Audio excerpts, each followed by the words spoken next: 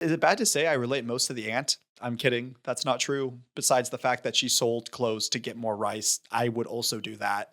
Not even during a famine, just like in general. I'd be like, I don't want these clothes. Can I have more rice, please? That was a very uncomfortable moment, though, when Setsuko wakes up and is pleading for her not to sell the kimonos. You know what I was thinking about during that scene, Jeffrey? What? Rice. I was like, yeah, sell those kids clothes. Make me rice porridge. Yippee-ki-yay, motherfucker. Frankly, my dear, I don't give a damn. All right, Mr. DeMille, I'm ready for my close-up. Dodge this. Hello, everyone, and welcome to the first ever episode of the Holy Moment Podcast, a podcast where we watch films with you and then discuss the moments that work, the moments that don't work, and ultimately, we look for the moments that reflect truth in unexpected ways. I'm your host today, Nathaniel Lirio. I am a writer, director, and most often I'm an editor in the film industry. And I am joined by my two amazing co-hosts. Jeffrey is the first one. Hello, everyone. I am Jeffrey Nichols. I am an actor. I am an audiobook narrator, and I'm excited to talk about this movie. It's a doozy. If you mean by doozy, you will cry your eyes out, then you are correct, a doozy. And then I'm joined by my other co-host and maybe even more favorite friend, Vega. Crazy statement he's saying there. Whoa. High pressure. Okay. Yeah, I am a cinematographer editor currently working in the rural South. And I'm so excited to talk about this super, super, super sad movie. Heck yeah. And what is that sad movie, you might ask yourself? It is, of course, well, what better way than to start a movie podcast? You know, we could have done The Godfather. We could have done Gladiator, Shawshank Redemption. No. We said, what if we pick Grave of the Fireflies? You know, you don't want to start your podcast with high energy. You don't want to be too excited and look at these like, oh, this movie gets me so excited. You want to look at those movies that make you want to cry yourself to sleep and make you kind of feel a little bit like a bad person. That's how we decided to start our podcast. Yeah, we're not like other podcasts. Hashtag not like other podcasts. We're here to make everyone cry and not have a good time. But speaking of movies in the podcast, so this is the Holy Moment Podcast. It is a podcast where we are going to review movies. We are going to change depending on the week who is the host. And this week, it is our first ever week and first ever podcast. So we just decided to pick a movie that we all really wanted to watch and we thought would be a good time. So yeah, we picked Grave of the Fireflies. And a quick synopsis for those of you who have not watched it at home. Grave of the Fireflies tells the heartbreaking story of two siblings, Sato and his younger sister Setsuko, struggling to survive in Japan during World War II after their home is destroyed in a bomb raid and their mother dies from injuries. They move in with a distant aunt who becomes increasingly hostile towards them. Eventually, the siblings leave and try to live on their own in an abandoned bomb shelter. As food becomes scarce and their health deteriorates, Sato and Setsuko face the harsh realities of war, leading to one of the most tragic endings in all of film history, in my humble opinion. So, yeah, as Jeffrey said, a doozy of a movie to start off with. We wanted to pick something that we felt like not everyone in the world has done a podcast movie review about, and also something we could be excited about. Jeffrey and me went in blind, right? Jeffrey, you haven't seen this, correct? I had not seen this movie. I had heard about it, and I'd hyped myself up for it. It's one of those movies, though, that I heard about, immediately thought, oh, I think I'll love this movie. And then I immediately, how do I say this? I've been underwhelmed by a lot of movies that I've looked forward to. And so I was kind of keeping my expectations lower, even though I was so excited for it. But this movie exceeded my expectations. And then Vega, you have seen this movie, correct? I have. Okay. So Jeffrey and I went in blind. Vega had already seen it. And yeah, it was, I first off, let me give a little background about this movie. The release date for this movie was July 26, 1989. The studio is I always want to say infamous, but I always forget infamous has kind of like a negative connotation. So I'll just say by the famous Studio Ghibli. You know, Studio Ghibli that brings you the likes of like My Neighbor Totoro, Ponyo, Castle in the Sky, all those amazing ones. The director is Isao Takahata. The other movies that he has directed is probably his second most famous is The Tale of Princess Kaguya. Another movie is Only Yesterday, and then he also did Pumpko, which is like the animated, I think, raccoons. Which is funny because I feel like his two most famous movies, Grave of the Fireflies and then The Tale of Princess Kaguya, are very sad movies. But then if you go on Letterboxd and look at all his other movies, they're very like cutesy and fun. So it's just interesting that a majority of his like film, the movies he's directed are like fun movies, and then he did 2 real sad movies. The estimated budget is $3.7 million. The estimated box office, it made about $530,000 worldwide, outside of Japan. And then in Japan, it made about 1.7 billion yen. Overall, with distribution and then also DVDs, it made about 6 million. So it did pretty decent, especially for an animated film. Also, especially before, this is kind of in the earlier days of Studio Ghibli. I would say before they were really, really popularized by Disney helping distribute a lot of their later movies and dubbing them and bringing them to the United States. So the fact that it did pretty well without that like exposure that they got later on in the studio's life, I think is pretty impressive. The cast is also, I'm so sorry, I don't speak Japanese at all, so all of these pronunciations are going to be bad. The cast is Tsutsuyomo Tasumi, who plays Setsuo, the brother, and then Ayano Sharashi plays Setsuko, the younger sister. I really felt like those were like our 2 main casts. We had a few other like kind of supporting characters, but that really is the movie, the brother and the sister. The movie won a couple of awards. Honestly, it really kind of went, as far as awards go, under the radar. The big one that it won was in Japan. They created basically the Association of Tokyo Film Journalists. So a bunch of people in Tokyo that are like film journalists and that care about art created the Blue Ribbons Award. And it was the first movie alongside My Neighbor Totoro, because the movies were released kind of in tandem by the studio. It won the Blue Ribbons Award special category. And basically, the special category basically is to honor movies that they feel have done kind of above and beyond and are unique in their own rights. And they don't give out this award every year. So sometimes they give it out 3 years in a row. And then if they feel like no movie deserves it, they'll skip like 5-6 years. So this movie, The Grave of the Fireflies, in tandem with My Neighbor Totoro, was the first to ever receive this award in Japan. And the last movie to receive this award is actually Your Name, one of my favorite movies of all time. And since Your Name, which was released quite a few years ago now, it hasn't been given since then. And then it won 2 awards in Chicago International Children's Film Festival, which is really weird. So it's cool that it was recognized by its own country in Japan and got this special award. But then it was weird that the only other award that it got was in some I don't know about random. Maybe it's a really big festival and I just don't know. But just some festival, the Chicago International Children's Festival. It's really interesting to me that this would win an award at a festival for children's media, right? Because this is not a film for kids, in my opinion. There's some really graphic content here and burnt bodies. And I think it goes to show that historically there has been a stigma when it comes to animation. There's this idea that, oh, if it's animated, it has to be for kids, right? Or otherwise it's one of those really raunchy sitcom animated shows like Family Guy or The Simpsons. This breaks that mold. I mean, you're absolutely spot on. You actually, one of my questions later on the podcast was going to be, do you feel like this is an appropriate children's film? And actually, kind of how I was saying, it was not only was it released in tandem with My Neighbor Totoro. For those of you who don't know, My Neighbor Totoro is another animated film released by the same studio, Studio Ghibli, but it is very, very kid orientated. You know, it's rated G, nothing crazy about it. It's a phenomenal film, but all we're saying is it's aimed towards kids. The crazy thing about this, Jeffrey, this movie was released as a double feature with My Neighbor Totoro. Like they released this as My Neighbor Totoro played first, and then Grave of the Fireflies played second. And it, to no one's surprise, actually, even in Japan, it didn't play very well.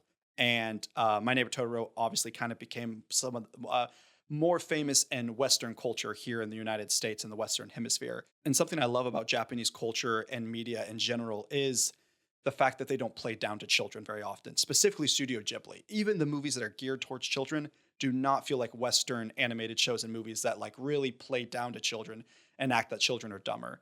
So later on, we can kind of dive into like, is this appropriate for children? Is this topics that children need to be kind of shown at such a young age? And if so, why is it important? So I'll start with you, Jeffrey, since this was kind of your first watch. This being your first watch, what was your immediate takeaway and kind of guttural reaction to Grave of the Fireflies, especially being such kind of a gut-wrenching movie? I was devastated. I was saying earlier that I was sort of downplaying my expectations coming into it because I knew that this was the kind of movie that I thought that I would like, and I didn't want it ruined for me. But it met my expectations, it exceeded them, and it was devastating, right? I'd shed a few tears, and I don't really cry easily to movies. This movie made me cry. I'm the same way. I don't often cry to movies either, but I cried a bit. It definitely got me to cry. Did you cry, Vega? Maybe definitely on almost every watch of it. Yeah, it's funny. It's one of those movies that I've seen time and time and time again. People be like, like on Letterboxd and IMDb and Rotten Tomato, like 100% going into like top 5 favorite movies of all time. Never will rewatch. I thought that was interesting. It definitely was a movie that I finished and was like, I would be interested in rewatching this. Not the next day, but it definitely carried rewatch value for me. Did you guys feel the same, or is it one of those movies that you're like, I think I'm happy I watched it, but I don't need to see it again. I get the point. I'm done with it. I watched it once, and then a few days later, I watched it again. And I thought it was worth it. It helped me flesh out my thoughts and really understand my feelings, my emotional reaction to this movie. The first time I watched it, it was with my girlfriend, or at least she caught the last 2/3, and it destroyed her. For the next 2 hours, she was just crying, and I had to sort of comfort her and say, it's fake. They're not real. But your emotions are real. Your emotions are valid. When Jeffrey wants to look like a good boyfriend, he like plays really sad media to like come and comfort. It's like the opposite of the horror movie trope when like you show a girl like a scary movie to comfort her. Jeffrey just shows her like really, really sad stuff. So she'll weep and he can be like, yes, let me comfort you. She started like sniffling during the movie. And at first I was like, oh, that's kind of cute. And then she started sobbing and heaving. And I was like, oh, this is a problem. I should not have shown And her that's when this. he's like, this is really cute. Funnily enough, she was present for my second viewing of this film too, but she wasn't watching it. She was just listening to it as she worked on homework. But I could hear her sniffling even as she heard this language that she does not know, but it called to mind memories. But she really liked it. It was really effective, and that's the thing that she didn't like about it, was that it was so effective. Yeah, yeah. I mean, it's funny that you say that. My girlfriend had already seen the movie, but not for quite some time, probably like 4 or 5 years. So I really, really wanted to get her to watch it, just so I had someone to watch it. Like it's just like I know it's going to be a really upsetting, sad movie. I don't want to watch it by myself, like in the living room in the dark, 9 p.m. So I begged her to watch it with me, and she really considered it, but she's like, I can't. I don't want to be sad. And I was like, that's fair. So I also had to watch it by myself in the dark, and cried. So it was definitely a rough watch. But what about you, Vega? Having watched it a few times, was this rewatch? Did you learn anything new about the film? Was it kind of like, was it worth a second or a third, or how many times you've seen it? Was it worth the rewatch? I think it was definitely worth the rewatch. I think films like this are like, I guess I try to be a bit, not that I haven't, I think as far as films go that are like deal with a very heavy subject matter, that are like have a certain bit of like historical place, I try to be a bit mindful as to like how much I consume them and how far I space that out from viewing the last one. That being said, I watched this like 5 or 6 times in the last like Month. I feel like that is. Are you okay? Do you need to talk? It is a hard watch, but I think something that I think the phrase is must watch. I think it's a very necessary watch for I don't like, not even necessarily like contextualizing yourself with some emotions that might be like in regard to World War II Japan, as much as just like I think it explores humanity in an interesting way, and how we think through grief on it and like hardship on a like on a scale of like the individual, and then on the scale of like the mass. So I think it is worth a rewatch. I think I would just recommend if there's anyone who. It's a slice of humanity that people in the West probably haven't been exposed to, really. I wonder if one of the reasons it didn't do as well in the West was because it was about kids in a nation that we were at war with. And I wonder if that dissuaded them from wanting to see it. but it's by no means a propaganda film. It is very anti-war. It's just showing the perspective, the lives of the people that were in Imperial Japan. I think so often with your point, Vega, and it's interesting you said this because my other roommate, who's also a film major and is in the film industry, he said in his opinion, he's like, hey, I've seen a lot of movies. I like a lot of movies. There are very few movies I think are almost a necessity for every human to watch. And he's like, this is one of them. And he said that before I'd watched the movie. So I was really curious, like, well, why? What is it a warning? Is what does it teach us that all of humanity needs to know? So while watching it, I definitely feel like this is one of those movies that, yeah, there's a lot of components about war. And was it a war about the war? But I think it was much more about humanity and how we deal with grief and and the loss of innocence, which I'm going to get to later in a different part of the segment of the podcast. But ultimately, we often watch movies for entertainment, which is great. I mean, I love movies. That's one of the reasons I want to make movies, to be entertained. Or we watch movies to really have the highbrow art and to really pick apart and feel like we are being challenged as an artist. But I think what this movie does, and not to say it doesn't do both, because I think it's entertaining and I think it is challenging as an art piece. But I think ultimately what this movie does is it strips bare the emotion of grief, the loss of innocence. It really tells the story of humanity. And I think that's why it's one of those movies that everyone should watch, because it's not for pure entertainment. It's not for some highbrow art. It is showing and telling one of the most convincing stories of a certain aspect of humanity that I've ever seen. And so in my opinion, I agree. I think it is one of those movies that pretty much everyone should watch, and you will become a better person, hopefully, also a sadder person, but a better person for watching it. Something that I just glossed over in my first viewing because I had no reason to think anything of it, but was horrified about in my second viewing was there's this moment in the beginning, right? They're looking at Sato's body on the train platform, and they take the fruit drops. And the guy's like, what is this? And he opens the container. He sticks his finger inside, and he tastes it. Oh, I completely went over my head. And so when I saw that for the second time and realized what was in the container, and by the way, this is a bit late for this, I guess, but spoiler warning, those are Setsuko's ashes. And it was a really tragic moment in retrospect. It was treated kind of frivolously, but they were also treated frivolously in life. That's a good jumping off point for the beginning of the film, because one of my questions is, did you guys like the story element of? We've seen it before. We saw it. Sunset Boulevard. What's the one where it opens up with the guy floating dead in the pool and he's narrating, "This is my dead body. Here's the story how." Is that on Sunset on Boulevard or whatever? I do not know.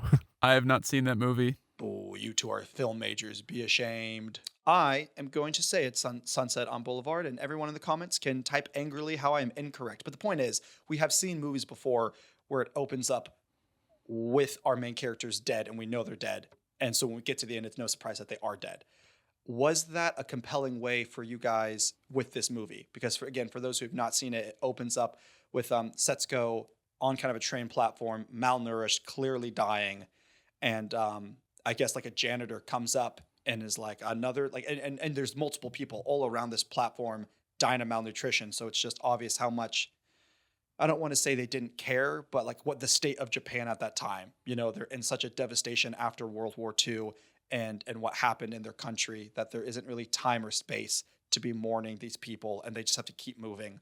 But anyway, so it opens up with the brother dying, and he narrates it on September 21st, I died. And then we see them take the little jar, the gumdrop jar, and throw it outside, and we see ashes come out of it, and that's his sister's ashes. But then we see Setsuko and his sister reunited as ghosts, and this like really red ethereal light. And through the rest of the movie, we kind of see the movie. It's not through the perspective of the ghost, but we'll often cut away and see the ghosts watching themselves in real time. So did you guys like the fact that the movie opened up with the fact that we knew they were dead? So when they died at the end, it wasn't a surprise. And do you like the fact that these ghosts were kind of watching over their current selves throughout the whole movie? I personally think that idea was used to great effect here. And I think what it accomplishes is it lends the story a sense of inevitability straight from the beginning, right? we know that this movie is ending in tragedy. And that makes it all the more tragic as we watch these two characters that we're growing to love fight for their survival. Yeah, no, I would fully agree. I think it gives the gravitas of while these kids are fighting for their survival, we know what happens. And I think in some movies can be misused, and it kind of takes the punch away from the end. But I also think it was so important for this movie because this movie wasn't trying to rely on, I don't want to say cheap tricks, but it wasn't trying to rely on this ending gut punch that you didn't see coming. Oh, their mother died. Okay, are they gonna survive? Is one of them gonna survive? Is both of them gonna survive? You know they both die. You know it's tragic. So the story the story is no longer about, oh, are they going to die? And it's much more about paying attention to every moment because you know how it ends. So I don't want to say you're savoring it because you're not savoring it, but you're taking in every moment because you know how it ends. And so you're curious.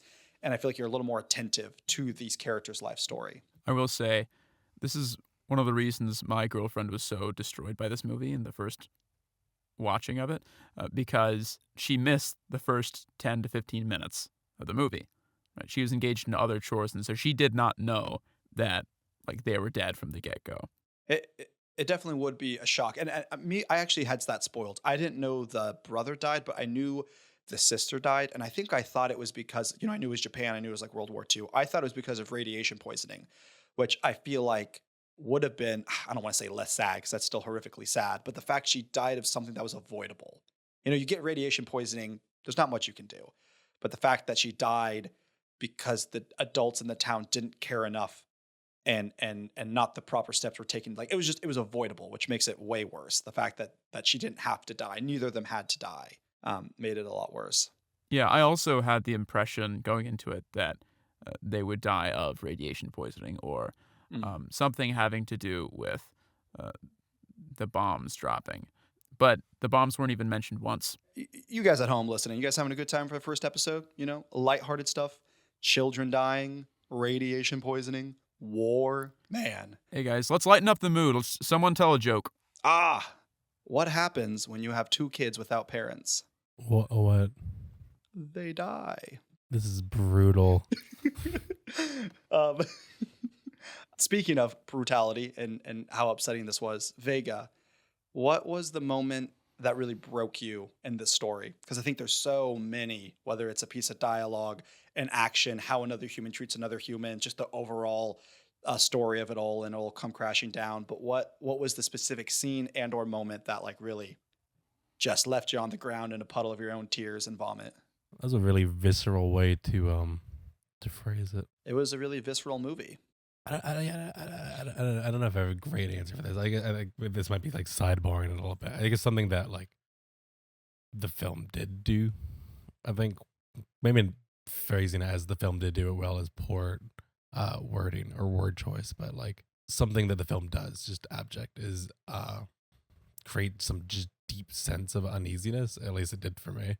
Something that like kind of had me very emotionally on edge, so to speak, was when they make the decision to leave the aunt's house, and then like speaking to the like inevitability of what had Jeffrey mentioned earlier, that felt very much like a rough thing to see of that action. Like the I think it's in some video game. There's like some like screen or some like line or something, whatever, that says like this action will have consequences, and not that like. Not that like their life may have been better or they would not have maybe that they wouldn't have been better off staying to the ants in the context of everything that's going on, but just it felt very much like made my stomach turn, got very like a big, I don't know. We did not quite make me like cry or like sob my eyes out till I'm vomiting or however you phrased it, as much as just like a very like cold chill kind of thing fell over me as like and then it usually, at least on most of I think the rewatches, that kind of settles back in every time, and it not necessarily sorrow as much as like I don't know if I have the word for it, just despair. Yeah. And I think to what Jeffrey said earlier, if we didn't open with the film knowing that the two die, I don't think you would have that like despair moment because they're leaving the aunt's house, someone who's kind of abusive and mean. Maybe there's hope outside of the house. Maybe they'll stumble upon a hermit that will take them in and treat them well and they'll be raised well. But the fact that we know they die, we know this is kind of we know that they're accidentally severing their last lifeline and going into a much darker area. So I think knowing that they die, them leaving the aunt's house is really creates that despair moment. I do want to wrap back around because that's a really big question I have for you guys about the film. The whole notion of could Setsuko avoided, was he responsible all for his sister's death, which I will wrap back around in a little bit. But before I do, Jeffrey, what was the moment for you that was the most heartbreaking or horrible or horrendous to watch? A moment that really got me was when they were building the grave for the Fireflies that they had captured the night previous. Mm-hmm. And for the first time in the movie, we hear Setsuko acknowledge that their mother is dead. Something that Sato is trying so hard to keep from her. She says, Mom is in a grave too, right? And up until that point, we never see Sato cry. He does not have the luxury of crying. He has assumed the responsibilities of a single parent. He has to be the adult in his sister's life. And so he has refused to cry up to this point. But as soon as she makes that acknowledgement, it all comes out. And it really highlighted how unfair it was for him to have been put in that position, for him to have had to assume those responsibilities. Great answer, because that's more or less mine. Mine, I think the saddest moment for me was that scene of the grave of what the movie's about. I was really curious because the Grave of the Fireflies, awesome title. One of those titles that's like, is it just cool and artsy, or is it going to wrap back around to anything? So when it did wrap back around to actually the whole theme of the movie, in my opinion, I thought it was brilliant. And yeah, I think that scene was one of the hardest scenes to watch. And for me, it was because it felt like the death of innocence. It felt like they move out to this bunker, and honestly, it's kind of magical. The whole movie does a brilliant job balancing. They're in a war. The backdrop of this whole movie is a war-torn land where people are starving to death. But they find this like almost, which makes just the juxtaposition way worse because they find this like almost beautiful oasis, this serene pond with these beautiful trees. And growing up, I mean, I'm sure you guys were like this. Growing up, I love like you go outside and you find a tunnel somewhere, you find a tree, and it becomes your fort. It becomes your magical oasis away from the rest of the world. You find sticks that are swords and wands, and you cross little rivers, and those rivers are giant, oceans in your mind. And you could tell for the kids that kind of what this pond area was. It was almost like their kingdom. So in any other movie, it would be this beautiful place of creativity and innocence. But in this movie, it is actually the place that killed them. It was the place that they clung on to and died of starvation in. And the reason I'm bringing all this up was the night before the grave scene with the Fireflies is they realize that they can't see in the tunnel because it's so dark at night and they're kind of scared of the dark. And Sato is like, well, no big deal. We have all these fireflies. We have all this natural light. We'll bring it in. So it's almost like, the beautiful nature is going to light it for them. And if this was a Pixar movie, you better believe that's where it would have ended. It would have been the next morning and the little bugs would have been their friends and they would have left. The next morning, we have Setsuko burying all of the fireflies because they died.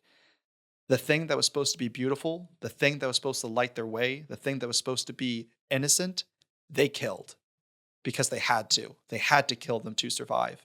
And then she had to bury them. And then the line where she says, why do fireflies have to die so quickly?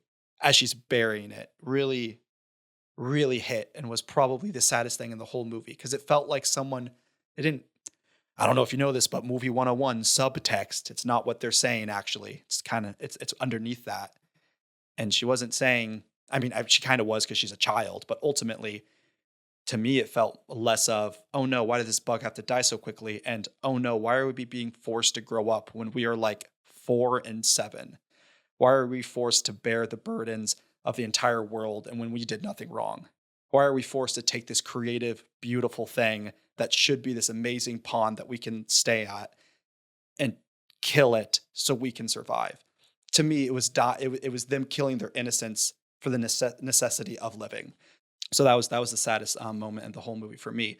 But I want to wrap back around real quick to Vega, what you were talking about when they had to leave the aunt's house, because a little bit more backstory on Grave of the Fireflies. Grave of the Fireflies is actually based off a short story by a Japanese man who also lived through World War II when he was around this age.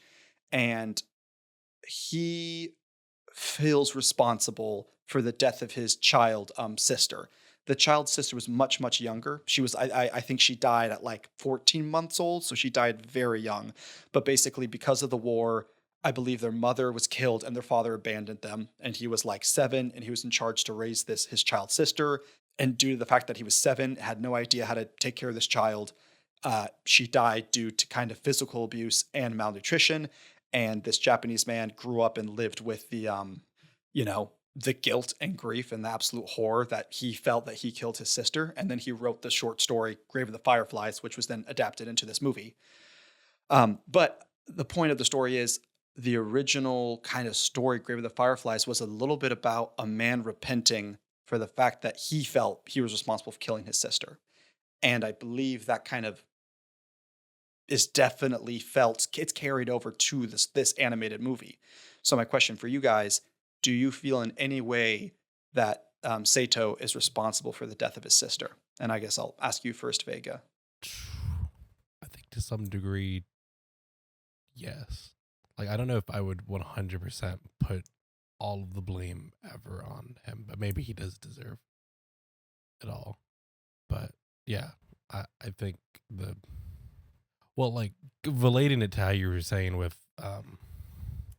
like how some of like what was embedded into the original written short story, I read up a little bit on it, and there was a little bit of the original author feeling as though not just like the grief of, or like the horrible emotions of feeling like you killed your sister, but also at some point, I think it was, I don't know, I might be misphrasing it a little bit, but like the being like so overtaken by like natural human feelings of like hunger that like to some extent he felt as though, not to some extent, he like ate some things that may have been put aside for his sister IRL. So tracing, like pulling that back down, I think it may have been embedded into his character that he is in the situation of the story responsible.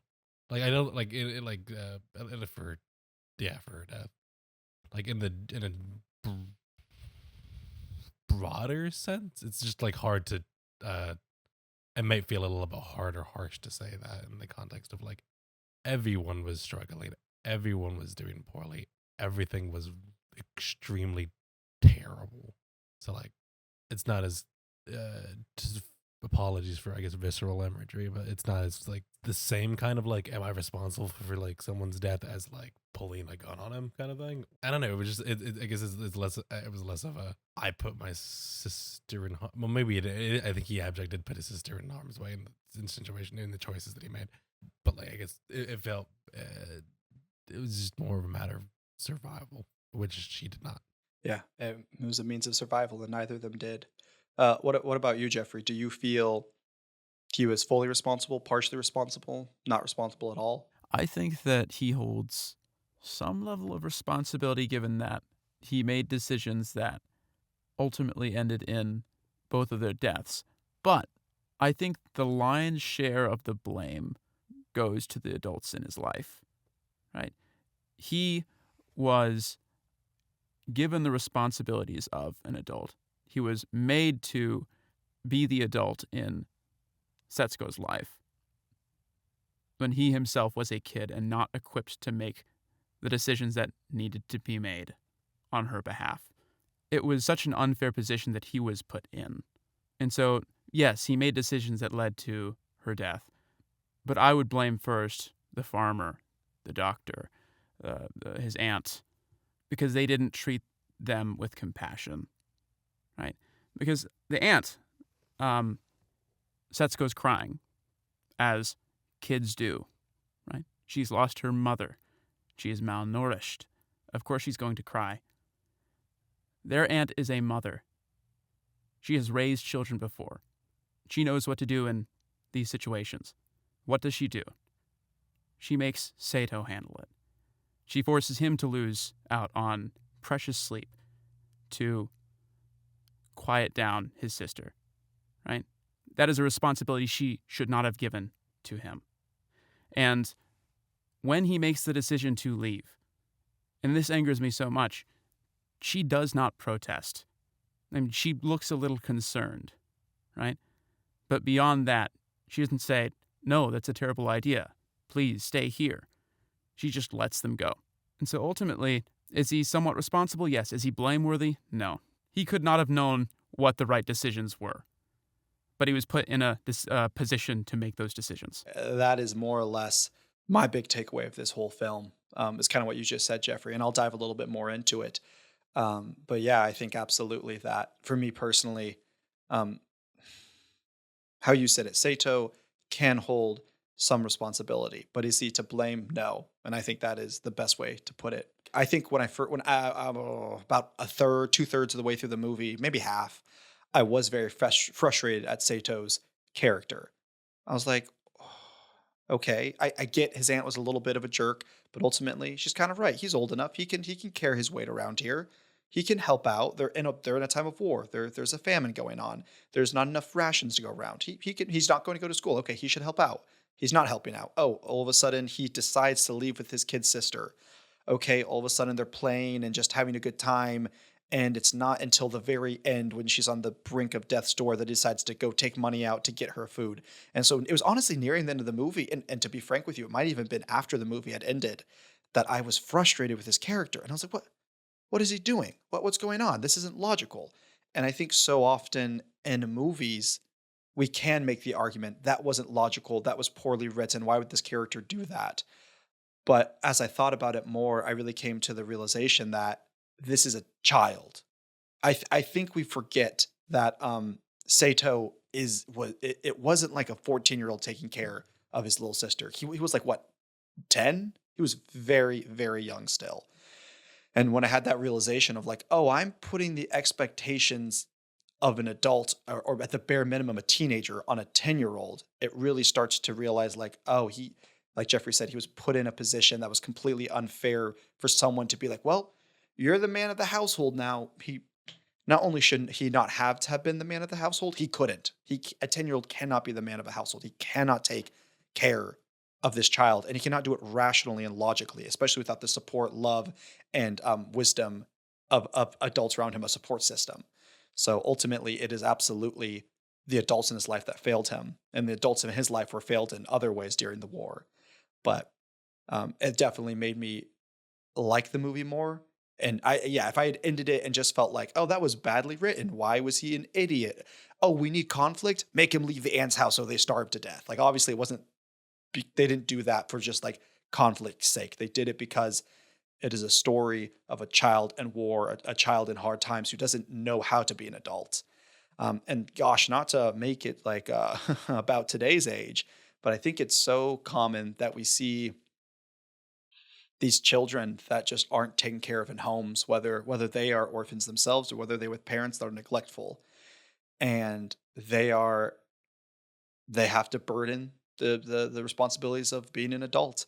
And I think it affects them so far into adult lifehood, and I think it's really affected people. I mean, I think obviously there is horrible things like war, even in this day and age. It's not like there's no longer war. But let's be honest, most of us in America are not directly affected by like the people we know in our lives are not directly affected by war. Obviously, I think the closest thing is orphanage. Parents didn't want their kids, so they gave them for adoptions. Parents died, kids end up in an orphanage. But to me, specifically with the story of the loss of innocence, what I really reflected upon was parents that are still in the picture but do such a poor job taking care of their kids that the older kids have to step up and be the role model. And that's why I think this movie really is a must for everyone. It's not a story of like World War II per se. It is a story of if humans, we are not nurtured and taken care of, we will lose our innocence at some point. And what that looks like is never good for society as a whole. And on that very Debbie Downer of a note, I want to enter into kind of our main segment of the podcast, the Holy Moment segment.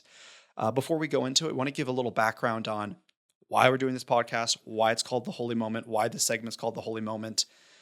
For us, we are three good friends that went to film school, and we love joking around. We love watching films. And when we were like coming up with the idea of this podcast, it really was based around the fact that we love riffing off each other. We love making jokes. We love watching funny things and talking about funny things. And we're going to do that. We're going to, you'll see on my future watch list for this podcast, I put cats.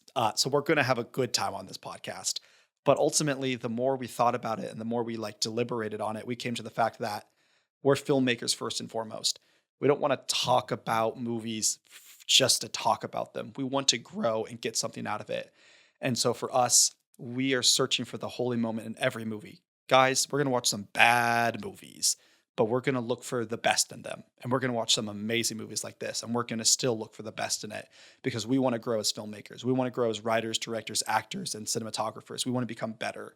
And we want to appreciate the time and effort people put into making movies. There are so many bad movies out there, but let me tell you, people still spend a lot of time and energy making that bad movie.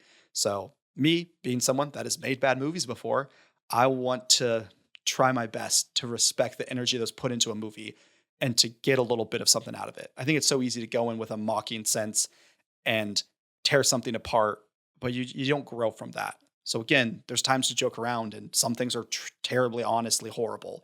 But ultimately, we want to look for the holy moments, the moments that shine, whether they shine amongst gold or whether they shine amongst coal. We want to find them, talk about them, praise them, and grow from them. With that being said, Jeffrey, can you actually give us a history too? We didn't just pick the holy moment because it sounded cool or for religious reasons. It's a film term. So Jeffrey, give us a little bit of a history about the holy moment and where it comes from. Yeah, so the holy moment is an idea inspired by the film theorist Andre Bazin.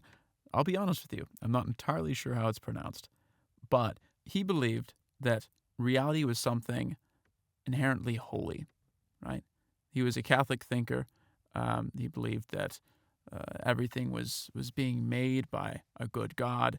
And so if we pay attention to it, we can find sparks of divinity in the mundane, right? And he believed that film was a good medium to capture those sparks, to bring these things into focus such that we would see things that we had seen before in a completely new light. And so that's what the holy moment that's how it's been understood in film theory and criticism. And that's where we took the name for our podcast. Yeah, that is a great description.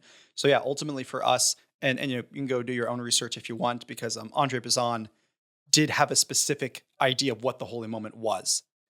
We do not necessarily prescribe to what his specific moment, the holy moment was, but we were just taking the idea that all moments in film have a holy moment.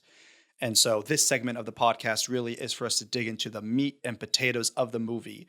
It can be you could pick the theme of the movie all the way down to like, hey, to be honest, I didn't like this movie, but I love this frame. And let me tell you why this frame was the holy moment for me.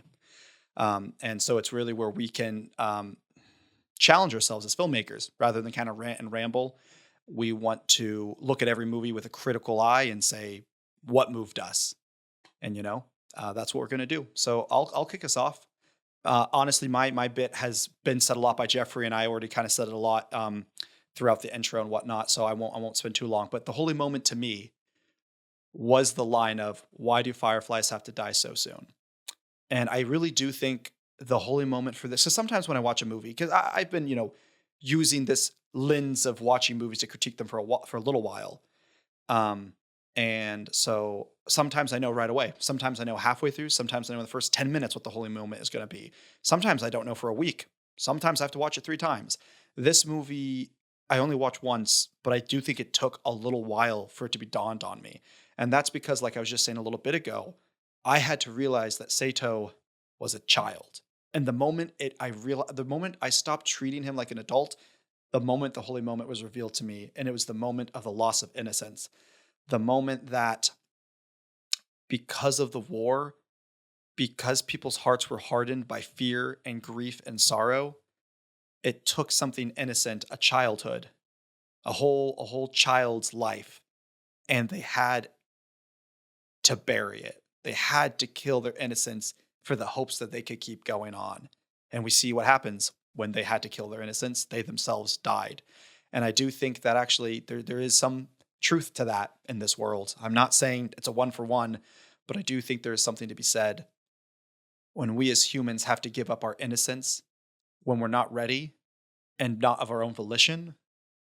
It can lead to dire consequences. Maybe that might not be your death, but it sure as heck could be the death of your soul, the death of your happiness, the death of your joy. So the way that this movie just beautifully articulated, and something I really liked, movies like this, I always can get a little bit. There is room in the film industry to do like, I don't want to say propaganda movies, but movies directly addressing a war and having a statement about it. I'm not saying there's not room for that. There is. It's not my favorite type of movie.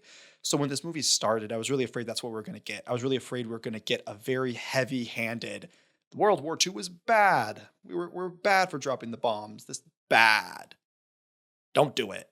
But so I was really happy that, there was an undertone of that, but that wasn't the story. The story was, look what happens on a global scale, and then a community scale, and then on a one person, like you were saying, Vega, a macro scale of one person, when we begin to water down human life to numbers, and a war, and an orphanage, through a divorce, through a death of a parent. What happens when our innocence is stolen and we are forced to grow up? We're forced to bury the Fireflies long before we were ready for their light to go out. And that storyline was just so crazy impactful. And one, it didn't dawn on me.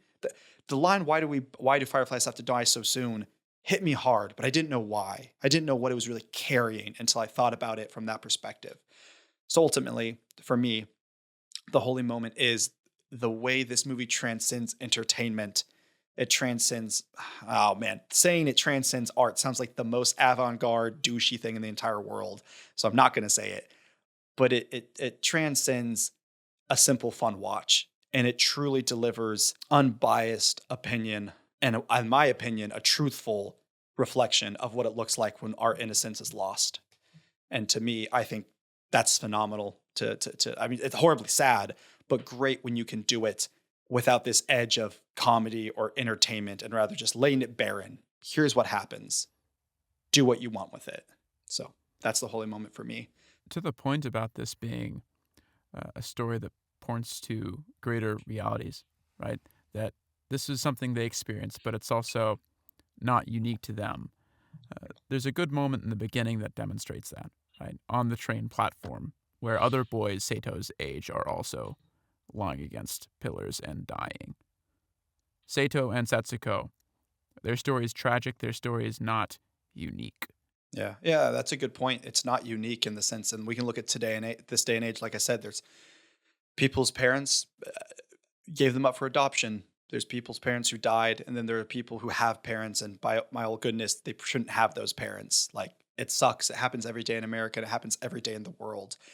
And so I think that's such an important part of the story, that we become better humans. We cry and we're sad and it's horribly depressing, and we, have to watch a funny show to fall asleep that night. But I think that's good. I think it's because it's confronting us with something that's hard and saying, hey, look around. Sorry, I will now get off my soapbox and hand it over to you, Vega. What was your holy moment from this film?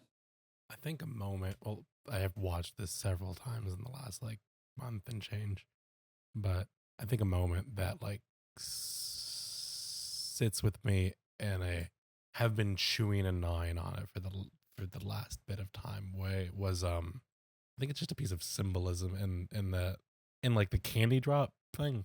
And then I don't know if it's quite a parallel as much as just a continued line through the marble, and seeing the candy in the little tin, and then the sister's able to it seems like a moment of hope for a moment, or at least personally for a second. It was okay, he the sister can partake in something, but he can't sustain any of that, his sister, in the when he finds that she's been had marbles in her mouth, it just the drag of perhaps maybe the idea of like, so maybe some vague notion of like hope towards a, he can't, like this is a viscerally hopeless situation. I don't know if it would necessarily equate to or like be phrased as like a subtlety, but just like something that I think the film was able to express in terms of its speaking to like humanity outside of just the immense and immeasurable weight of and effects of war, is just smaller moments, particularly in the narrative art of our characters that are just very viscerally like lack of control. Like you want I don't know. Well, neither. I don't think the three of us, Jeffrey, Nathaniel, Vega, are not currently actively in a war zone. So like we're not that. But just I think speaking to a greater like human lack of ability to like maybe putting yourself into a situation that may be negative even as a like child or a younger person, but then the complete inability to like intervene or change, and the kind of immeasurable weight of that. That's something that has sat with me. Not to piggyback off and bring it back to ground to what I was saying, but as you were talking, it dawned on me. They did such a good job of using visual, innocent visual things to represent the death of innocence. So when you were talking about the candy drop, and then I would say probably the second maybe the hardest scene to watch, but not necessarily the saddest, but maybe the second saddest, was when he got back and she had the candy in her, or what you thought was candy, and it was a marble. That was bad. That was hard to watch. But it made me realize when you said that they do such a phenomenal job of using visual things to represent innocence. That candy and a marble, both of those things are related to children. Both of those things should bring joy. And how he was able, the director, to twist it in such a way and such a real way. I think a lot of times with filmmaking, we have to twist things in such gruesome, bring them to their absolute peak of I don't want to say visceralness to get the point across. And obviously it's horrible to watch a child eat a marble because they're starving, but it was done in a way that was believable. So the fact that they were able to twist these symbols of innocence into this no, I've lost my innocence in such a subtle way was, I don't want to say awesome, but phenomenal filmmaking. Really well done. But do you have anything in reply to what Vega said, Jeffrey? Or what, if not, what's your holy moment? Yeah, so the use of images to express like the loss of innocence, but also the fact that they're ill-equipped to face the challenges that they're presented. There's a good example of this early on, right after their mother dies, right? And he tells Setsuko that their mother is in a hospital and they won't be able to see her for a few days. And she just starts crying. She starts bawling. And he does not know what to do. And he does as a child might. And he says, hey, like, look at this cool thing I can do. He's just spinning on this pole. And then she's still crying. And he just keeps on going. It's futile. But of course he is not equipped to handle that. He is a child. That was a great scene. It was so uncomfortable to watch, and the fact that they just made you sit there and watch him spin for so long like you said, Jeffrey, to show like he cannot do. This is all he has to offer. He is a child. He has nothing else to offer his crying sister, and we as the audience has to sit there and watch it for like a minute. It was so rough. I think my holy moment might be a series of holy moments that, taken in isolation, might seem small, but they played a huge part in delivering to us the gut punch of the movie's finale. And it's just the small moments, the slice of life moments that don't advance the plot, but show us their relationship. I think that there were moments that could have been taken out of the film, and it would have made a tighter film, and it still would have told the same story, but the film would not be what it is without those small moments. The moments of him playing music with Setsuko, or they're going outside to look at the fireflies. And of course, we're introducing concepts that we return to later, but we spend a lot of time with these kids, just living life. And I think that honestly speaks a lot to what Andre Bazin believed the holy moment was in film. It's just turning these mundane moments into something profound, and especially in the end, it makes us believe in these kids that are dying and doomed. And so I would say that is a holy moment for me. I think, for lack of better words, and I'll say it because I believe it's true, in the hands of a lesser filmmaker, and what I thought this film was going to be. Again, I knew it was World War II, tragedy, 2 kids, 1 dies. I was expecting a real gut punch hellscape. I was really expecting every waking minute to be thrown in our face how horrendous everything is. And it wasn't going to be subtle, and they were going to go on this arduous journey, and she had radiation, and it was going to be really disgusting and disturbing, and then she was going to die. And I think that's what someone maybe who's trying to do the same story, but wasn't as skilled in the art of storytelling and subtext would have done. And the fact, this kind of goes back to what you were saying earlier, Vega, the fact that we know that they're going to die, and like when they get kicked out of, or when they leave their aunt's house, it's just this, your gut drops, because this story is told beautifully on the backdrop of just everyday life, but it becomes ominous because everyday life we know is leading up to a time bomb of their death. How does everyday life, like, it's just the juxtaposition of them doing really beautiful things. Honestly, it's 2 kids. They don't have to go to school. They just get to hang out, and they do fun things. They make a swing set. They run around in the fields. They play games together. But it's all under this undertone of this doom is coming. And the fact that he was able to tell it in such a genuine way that doesn't use these like really graphic, really like, oh, we got to remind you every 2 seconds that life is horrible. There are some really, really sweet moments, like when they were at the ocean, but there's always an undercurrent of ominous, they are going to die right around the corner. And with that death came, in my opinion, the loss of innocence slowly over time. So yeah, and also, you know, I think a lot of people think film school is like, oh, we get to work on all these cool projects and make these movies, and it's fun, and we're learning about these like deep artsy film theory and avant-garde things. But let me tell you, film school is mostly you sweating as you carry equipment a mile into a field with like some assistant director yelling at you. However, we did learn a little bit of film theory at film school. And one of the things I really remember was the Japanese term ma, M-A. And what I'm about to compare it to isn't a 1-for-1. It's not an exact representation of ma, but ma is a Japanese film term, which means the empty spaces in between. In Western television, we so often have to get to the next scene. We have to get to the next moment that changes a character and pushes the story forward. I am not saying that's bad. That is kind of what stories are built on. 99% of the time, that's what you need. But you'll notice that the more you watch Japanese anime and movies, you'll notice this space in between this scene and the next. And it's not space that necessarily develops our characters. It's not space that necessarily pushes the story forward. It's just breathing in a room. It's breathing in a scenario, and it deepens the story so greatly. And it doesn't, again, connect 1-for-1 for what Jeffrey was saying as far as like, we watch these kids in everyday life, because watching them in everyday life still is progressing the story to some degree. But there is some correlation of like, this storytelling was able to create this breath, this real world that these kids lived in with an undertone of ominous doom coming.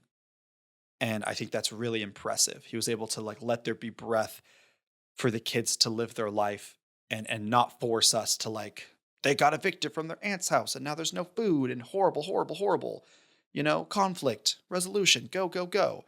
There really was a breath of fresh air for every scene to kind of play out. And I thought that was really, really, really impressive. And that was maybe going to be my holy moment until I kind of stumbled upon the whole idea of loss of innocence for this film. Interesting thing to note that just occurred to me about innocence as it's portrayed in the film is the loss of innocence is a very tragic thing, but there is also the potential for innocence to be callous. And I'm thinking specifically of the moment where the other kids find the cave that Sato and Setsuko are staying at. And they treat it with such irreverence because they don't understand the weight of what's happening here and what this means. They're afraid of ghosts that scare them away from the scene, but Sato and Setsuko are afraid of malnutrition, of disease. Like, where are we going to get our next meal? How am I going to provide for my younger sister? And it's an interesting contrast because, if things were different, Sato might have been one of those kids. It is interesting. The idea of what even is innocence. Is innocence an inherently good thing all the time? Because I do think this is probably a conversation for a different day, but I do think innocence and maybe being ignorant to a certain scenario are not the same, but I think they can live in the same world a little bit. And so it's just this interesting idea of I wrote it down in my notes. I didn't know if I wanted to ask it, but I was maybe going to ask the question of like, when do you guys think we as humans lose our innocence? Do we lose our innocence? Is it something that has to happen in this world? Is it just part of growing up? Or is there a way in which we can preserve our innocence indefinitely? And that would be diving into more of the question of what does innocence mean? And so it's just interesting, that idea of like those children still have their innocence while maybe Setsuko and Sato didn't. And ultimately, what does it mean to lose one's innocence, and when does it go? And is it a bad thing? Is it a bad thing to lose your innocence, or is it part of growing up? I have none of the answers, just questions into the void. If there's any philosophers out there, feel free to email us at theholymomentpodcast@gmail.com and tell me when I lost my innocence. But is there anything else you guys want to talk about? Is there any other parts of the movie that really rung true home or really impacted you that I didn't really cover? I thought that it was very interesting how they characterized the aunt. I thought that they did a really good job of it, because she's always licking her fingers after a meal. She's always scraping at the bottom of pans and eating every last morsel. And this foreshadows that she is greedy, right? She wants things for herself and for her own, and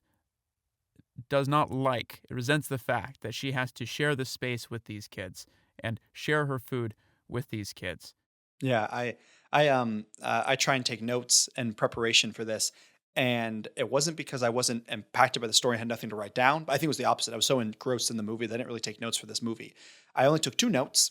The first was because the movie opened up on Sato saying, "And on this day, September 21st, I died." I realized I watched this movie on September 21st, so boom, it was meant to be. And I might, hopefully it's not a beckoning to me dying on September 21st. But the second thing, the only other note I wrote down was, I love how much, this is verbatim, I love how much Asians love rice, and the ant eating the burnt rice at the bottom of the pot is just me. That was my big takeaway. That's really my holy moment. I freaking love rice so much. And her, like, because I often will cook rice, and then when I'm done with it, like I eat all the rice out of the pot, I will like take my little rice serving spoon and like scrape the burnt bit off and like put butter on it and eat it. And I just really like rice. And I really feel like that if you don't take anything away from Grave of the Fireflies, it is you should eat more rice with every single meal at all times. You know what I think's funny? I'm talking about that moment of her scraping the rice from the bottom of the pan. I was like, doesn't that show how much of a shit person she is? Yeah, she really sucks. And then you're like, yeah, that's kind of me. Yeah. Just so you know, guys, if there's ever a famine that comes to the United States, you better not come to my house. You will not eat. Yeah, is it bad to say I relate most to the ant? I'm kidding. That's not true. Besides the fact that she sold clothes to get more rice, I would also do that. Not even during a famine, just like in general. I'd be like, I don't want these clothes. Can I have more rice, please? That was a very uncomfortable moment, though, when Setsuko wakes up and is pleading for her not to sell the kimonos. And then we see the flashback in which she's hugging her mother, and the mother is wearing those fabrics. You know what I was thinking about during that scene, Jeffrey? What? Rice. I was like, yeah, sell those kids clothes, make me rice porridge. No. But on that note, before I divulge and try and make jokes out of this horrific movie, let's talk about our rating system. So here on the Holy Moment podcast, we thought it was maybe important to not give movies numerical ratings. I feel like we as a society really like ranking things. We want to know what's good. We want to know what's bad. We want to know what's 7. We want to know what's 10. We want to know what's 1. And I'm not saying there's not a space for that. And actually, there is a space for that. The Holy Moment Podcast has a Letterboxd account. You can follow us at the Holy Moment Podcast on Letterboxd. And there, whoever hosts the episode will then write the review. It might be funny. It might be really deep and long. It might be more impressive than what we say on the actual podcast. Who knows? Not me. But also at the end of every Letterboxd review, we will also give a numerical ranking 1 through 10. So if you're one of the Americans that is like, I just need to know. Like if you're my brother, my goodness. My brother's awesome, but he only watches anime to be like, who's stronger? Is it Goku? Is Goku stronger than Vegeta? He doesn't care about character. He doesn't care about story. He just likes numbers. So if you're one of those garbage people, you can go to our Letterboxd and follow us there, and you will see our numerical ranking. But for the podcast, we came up with a little bit more of a unique ranking system, and it does not have to do numerically. I guess if you want to be like, well, this is number 1 and this is number 7, so 1 through 7, sure, you can do that. But our ranking system goes as follows. We kind of wanted to go with the motif, us being called the Holy Moment. We are ranking movies based on holiness. And when I say holiness, it is not in a religious context. Well, this movie had Christian symbolism or Catholic symbolism or Buddhist symbolism. So clearly it's at the top of the holy moment. No. It has to do with what Jeffrey said earlier with what Andre Bassan defined as holy. The more we thought a movie was trying to reach a pinnacle of holiness, and again, holiness not being religious, but holiness being like they're trying to tell a story, they're trying to do something more than entertain, that's when it goes up to like the number 1 spot, being the holy moment. The worse the movie does in a striving for this idea of holiness within movie film theory idea, the lower it goes at the bottom. So I am going to just read through our rankings. It's 1 through 7, 7 being a holy number. Ha ha ha. So number 1 is the holy moment. We thought the movie reached the pinnacle. It did it. It is in fact the holy moment. It did something in our opinion that was so phenomenal that it uncovered something so true about human nature that it's at the pinnacle. It is not striving for holiness. It is holiness. After that, number 2 is Crito Adamus. Number 3 is the drunken monk. Number 4 is the prudish grandma. Number 5 is the forbidden fruit. Number 6 is fire and brimstone. And number 7 is anathema. On this episode, I'm not going to describe every single one of them in detail. Follow us, watch every episode, and as we put movies in each ranking, we will say why they're in that ranking and what that ranking means in the category of not holy to holy. So I'm gonna have Vega kick us off. What would you give Grave of the Fireflies and why? I think anyone out there can feel free to disagree, but I think this film in a very unique way through the story it tells and through the medium it chooses, being animation over choosing to do that over live action. To get into the why later, but I think the film for me is rating wise a holy moment. It like gets at something it's so like it is what it needs to be in such a like beautifully devastating way. So without like a very extremely long-winded answer, that would be as to why I think it hits that mark. Starting off strong, first movie and the holy moment category. What about you, Jeffrey? Where are you placing this and why? Everything that this movie does hits for me, right? Everything that it does works the way it was intended to. From the imagery to the characterization and to the music as well. I think that this movie could not have better communicated what it wanted to communicate. And what it wanted to communicate was something so profoundly true and heartbreaking. But as our friend Taylor said, I think this is a movie that everyone should watch at least once. And for all those reasons, this gets a holy moment from me. Ooh, now I feel like the bad person here for maybe not putting it in the holy moment. So one of the things I really like about our ranking system is its fluidity with what does holy mean to us. I have a personal letterbox account. I often rank any movie I watch, and it's been very interesting watching what movies I put at 5 stars versus what I put at 3 stars. And all I'm trying to say is I 100% understand why Vega and Jeffrey put this at the holy moment. On a technical level, on a story level, it is the holy moment, hands down, without a doubt. But this is my holy moment. This is not Andre Bazan's holy moment. It's not Jeffrey's holy moment. It's Nathaniel's holy moment. And I, just going forward, so you guys know where I come from, I will give something a higher rating if it does a good job conveying. And I still agree, everyone should watch this movie. Like, if a movie does something that I think everyone should watch to become a better person, of course that's going to raise its likelihood to holiness in my mind. But unfortunately, I'm a simple person. And the holy moment to me, not always, but a lot of times, has to do with how I am entertained. And at the end of the movie, not like, oh, I had such a blast, man. That was such a joyride. Gee dang, I had so much fun. I watch movies that I've wept at the end, and that would go in the holy moment.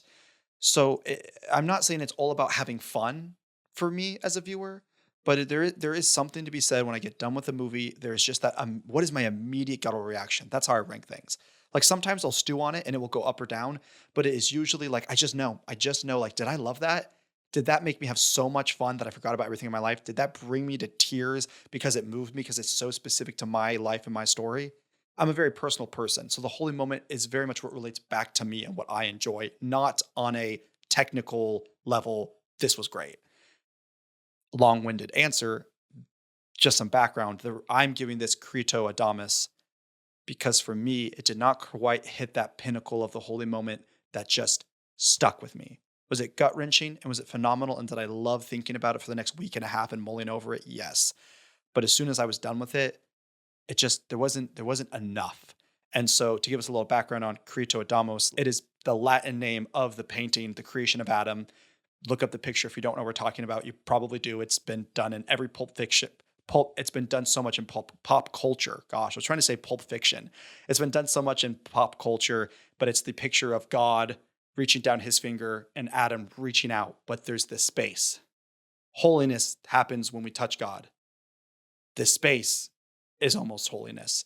So for us, Creato Adamos, or the second highest rating we can give, is a movie that was reaching for holiness and was on the perfect track for it. It was right there. If it kept going, it would have been there. It wasn't misguided. It was right on track. And so for me, I give The Grave of the Fireflies, Creato Adamos. It was perfectly on track to be the holy moment. Very few things I would change. And I don't really think you can say anything higher to a movie other than, I think everyone in the world should watch this movie. And I think it should change you a little bit.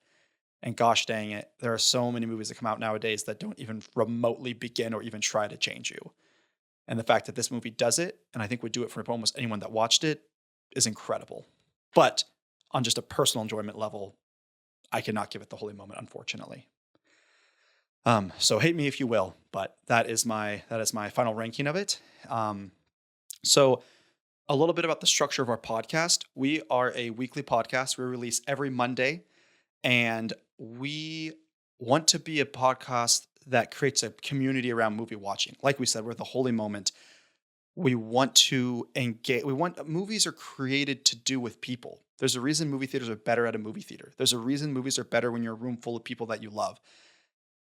It is storytelling at its peak. It takes all of the mediums. It takes music. It takes visuals. It takes dialogue. It takes poetry. It puts it all together and tells a beautiful story. So we don't want to be three guys thousands of miles away from each other talking about movies that no one cares about. We want to watch movies with you. That's why we're going to say at the beginning of every episode, we want to watch movies with you and then discuss them with you. So at the end of every episode, we are going to pull a movie out of a hat that Jeffrey has. We have created 5 categories, and each of us have put a movie in for each category. 5 times 3 is 15 movies.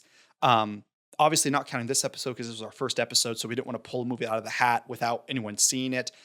So we just chose Grave of the Fireflies. We thought it'd be a good fit. But from here on out, at the end of every episode, Jeffrey will pull a movie out of the hat. He will say who chose it and what category. And depending on who chose it, they will be the host for next week. So I was the host for this first episode.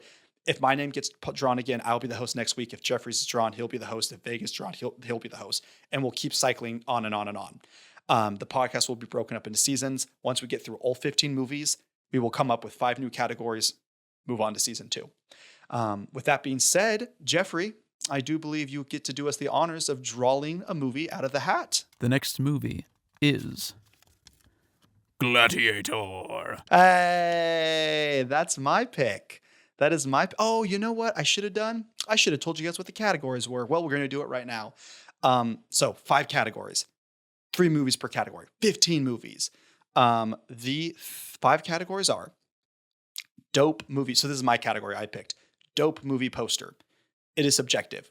Pick a movie that you think has an awesome movie poster. It doesn't have to be the movie poster that was released with the movie in theaters. It could be any movie poster that's official. It can't really be fan-made movie poster. It has to be like at least official art from like the production company. 3 Degrees Away From is an awesome one. This is Vega's. Us all working in the film industry, we have rubbed shoulders with slightly famous people, which is kind of cool. And those slightly famous people know really famous people. And those really famous people know really, really, really famous people. So 3 Degrees Away From is the idea of like, we are 3 degrees, like, you know, the idea of like Kevin Bacon, 3 degrees away. Everyone is like 3 people connections away from knowing Kevin Bacon. That's the idea from this one. So who do we know from a film set? Who knows someone from a film set? Who knows someone from a film set? Pick that movie. Wild card.